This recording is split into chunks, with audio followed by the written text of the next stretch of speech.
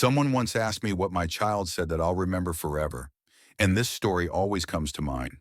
When my son was very young, two of my closest friends were a couple of gay men. We're still close to this day. They absolutely adored my son, and he loved them right back. They treated him like a favorite nephew, playing games with him, joking around, tumbling in the park, wrestling on the grass, and laughing nonstop. He knew they were gay, but at that age, he didn't really understand what the word meant. One afternoon, he asked me, "Mom, what does gay mean?" I remember pausing and thinking, okay, here we go. One of those parenting moments. I tried to keep it simple. I said, well, if you were going to get married someday, would you want to marry a girl or a boy? He thought about it and said, if you're a boy, you're supposed to marry a girl, right? I answered, most boys do. But if someone is gay, they would rather marry a boy.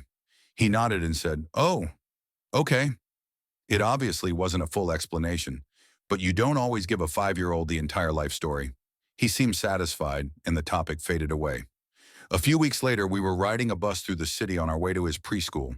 I planned to drop him off and then head to work. While we were sitting there, a woman across the aisle leaned forward and started chatting with him. He was an adorable kid, like most 5-year-olds are.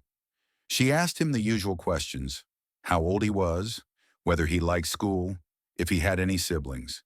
Then she smiled and asked, do you have a girlfriend? Without missing a beat, my son answered loudly, loud enough for the entire bus to hear, no, I'm going to be gay. The woman leaned back in her seat, shock clearly written across her face. One by one, people turned their heads to look at the little boy who had just confidently announced his future to a bus full of strangers.